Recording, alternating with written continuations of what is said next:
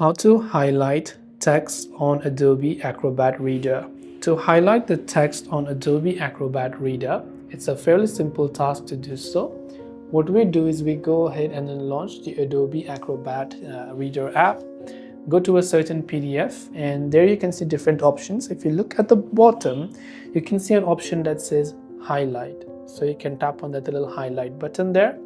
We can simply drag over the text to highlight. So let's say I want this one right here. You can see I'll be able to highlight that.